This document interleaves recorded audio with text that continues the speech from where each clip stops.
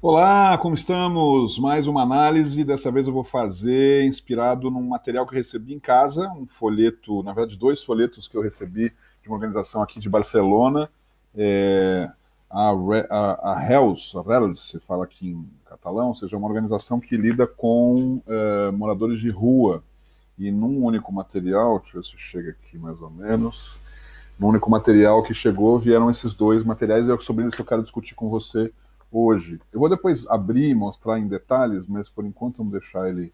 Esse material aqui, ele fala, é uma espécie de informação sobre 2019, memória 2019, tá vendo? Tá tudo em catalão, evidentemente. Ele é muito simples, porque na verdade é uma folha dobrada, eu vou entrar em detalhes depois. Vejam que vira quase que um cartazete, né? Ou seja, tudo é gráfico, tudo com números, bem interessante. Eu vou entrar em detalhes. O outro já, ou seja, mais atualizado, contemporâneo, justamente falando sobre a questão da pandemia, né? Ou seja, como é que é. Então, você é vital, né? O hashtag você é vital é a proposta deles também, um folheto que se dobra em dois, mais explicações aí dizendo como é que eles estão agindo em relação a esse procedimento. Beleza? Eu vou agora baixar aqui, diminuir e vamos ver um pouco então esse processo. Bom, isso você que acabou de ver, né? Então, o que eu queria comentar, e eu achei importante poder fazer essa informação, enfim, passar essa análise. Primeiro, a maioria das coisas que eu vou falar hoje sobre esse caso são elogios, né? Tratar essa informação de uma forma muito bem trabalhada que eles fizeram, e eu acho que tem muita coisa interessante para a gente confirmar. A primeira delas, enfim, entre várias que eu queria dizer, é que como eles conseguiram fazer de uma situação tão complicada como é a pandemia, mas juntaram a isso uma outra situação que faz parte do cotidiano deles, que é mandar justamente a memória do ano anterior e de forma também gráfica, pública, então, ou seja, uma coisa somando a outra, né? Tá mostrando resultados, ao mesmo tempo solicitando para uma questão concreta. Eu acho que isso foi uma coisa bem interessante. Essa pessoa que está aqui, esse senhor que está aqui na capa da Memória de 2019, é um senhor ex-morador de rua que foi atendido, é atendido, na verdade, mora numa locação social e, enfim, tem então interessante também como vira um personagem, né, uma coisa bacana de mostrar aqui. Eu não estou colocando em ordem, eu separei, tirei algumas fotos de algumas coisas interessantes que eu queria dizer, mas principalmente, então, como eu disse, não tem uma ordem, não tem. Isso aqui é uma parte do folheto que fala justamente sobre essa campanha específica de pandemia, de que você é vital, você é de vital importância, né? Isso seria uma tradução mais literal, para que justamente você possa focar então nas pessoas sem lar. E com três ícones muito claros, eles dão a entender de que forma que você efetivamente pode ajudar, né? Então, fazendo um donativo, fazendo uma doação, sua doação significa muito. Você também pode ser voluntário, existe uma quantidade enorme de voluntários, depois eles vão mostrar os números aqui para você entender a quantidade de gente que participa disso. E também você pode baixar um aplicativo que chama Relos Localizador e avisar se você encontra algum morador de rua, deixar esse aviso. Então, é uma forma de você também contribuir, avisando então a organização de forma muito moderna, né, muito tecnológica para isso. Aqui embaixo, onde tem o contato, então você tem ainda outras formas de acessar que também são muito interessantes. Número da conta, tudo aqui é um procedimento muito mais simples. Tem uma coisa que vai acontecer no Brasil em breve, que é você poder fazer as doações, poder fazer transferências a partir de simplesmente o número do telefone ou do WhatsApp. Aqui já existe, então também já tem esse número para poder fazer, enfim. Então essa é uma das questões que eu queria comentar com você. Um outro dado que eu falei sobre informações, né? Bom, eles chamam nas contas claras. Como que efetiva. Isso aí já é a contracapa do outro, né? Ou seja, do outro folheto que eu falei, que é o maior das contas de 2019. Então, como que foram. Essa conta clara aqui diz claramente quanto que se teve de despesas: 4 milhões, 4 mil euros, 446,93. E de que forma foram gastos esses recursos? Também de forma muito gráfica e simples. Né? 54% com alojamento para essas pessoas e suporte social, 16% primeira acolhida, ou seja, o primeiro momento, né? 12% estrutura e voluntariado, sensibilização, tarefa ocupacional, enfim. E de onde vêm esses ingressos? Né? Se você. Vou dar um zoom aqui um pouco para você poder acessar. Percebam, há uma diferença entre o que as despesas e ingressos, eu não sei se isso foi proposital ou não, eu imagino que não, mas também para mostrar os números, ou seja, então eles têm realmente menos do que necessitam. E 70% deles são financiamento privado, o que eles chamam de privado são as pessoas físicas e empresas também, e 30% público. E muito claro, né? 23% são sócios, ou seja, doadores mensais, outros que são doadores pontuais, o equivale a 19%, depois eles têm um monte de pequenos valores, né?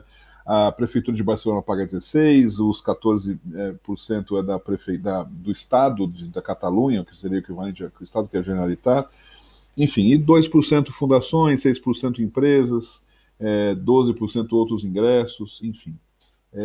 Muito claro, né? Ou seja, numa contracapa, alguns ícones, e de forma muito interessante eles puderam colocar também informação sobre como esse dinheiro é gasto. Né?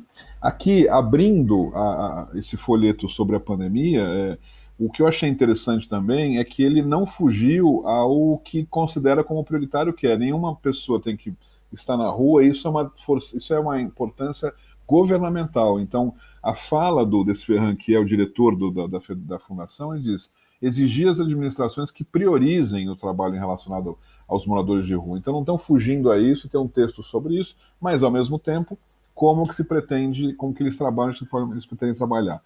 Quais os objetivos para 2020? O que eles pensavam em 2020 e pensam sobre metas específicas que eles querem ter? Então, reabilitar o centro aberto, estar mais presentes na rua, né? Eles têm um trabalho muito bacana na rua que eles desenvolvem, com voluntários, inclusive, também.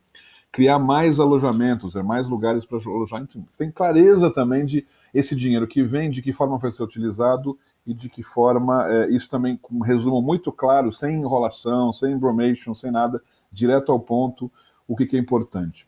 Neste caso, já aqui, ele fala justamente sobre o que está acontecendo, especialmente agora na situação de emergência em relação ao Covid.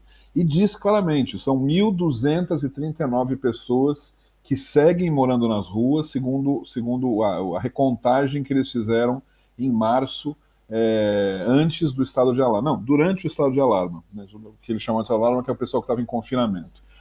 Esse número é muito interessante de dizer, e eu queria reforçar também, a forma que eles têm de contar isso é muito interessante. Eles engajam o máximo possível de pessoas voluntárias e fazem um arrastão pela cidade numa determinada noite, onde passam por toda a cidade para contabilizar exatamente que naquela noite existia essa quantidade, por isso que ela é tão exata, né? 1.239. Evidentemente que isso varia de uma para outra, mas é um número preciso, é um censo concreto, porque não fugiu, não faltou nenhum cantinho de cidade para eles pesquisarem, porque são centenas de voluntários fazendo isso. Eles contam também do trabalho que eles fazem emergencial, a questão da linha telefônica. Tem uma coisa muito legal que eles fazem também, que é o mapa de recursos disponíveis para os moradores de rua, então onde eles podem tomar um banho, onde eles podem guardar as coisas, enfim. É uma organização, no caso de Barcelona, que não digo que centraliza, mas ela que tem toda uma informação sobre várias outras organizações que também lidam com moradores de rua. Mas aqui é de uma forma muito estruturada e muito focada no conjunto, né, da obra. São Paulo, por exemplo, eu sei que são milhares de moradores de rua e não existe, até onde eu sei, alguma organização, a não ser a própria Secretaria de Assistência, que coordena isso de forma estruturada e geral. São geralmente situações focadas num determinado bairro, numa determinada região, determinada temática, né? Ou seja, para a Cracolândia, por exemplo, e aqui eles conseguem fazer isso de uma forma organizada. Mas enfim, eu estou fugindo um pouco ao tema da captação em si, porque é a partir de todas essas questões que fica muito evidente como que as pessoas podem se sentir interessadas em contribuir, e é aquele primeiro material que eu mostrei para você, ou seja, na base você quer doar, doe desta forma. Você quer contribuir voluntariamente, contribua desta forma. Você quer contribuir simplesmente baixando o aplicativo e dizendo que tem um morador de rua na rua, avise dessa forma, né? De forma muito simplificada, muito direta. Eu queria realmente destacar, porque eu acho que em dois materiais no caso, mas num único material você tem uma sequência grande. Eu vou voltar aqui para poder mostrar esse processo. Deixa eu virar aqui, vou virar contrário.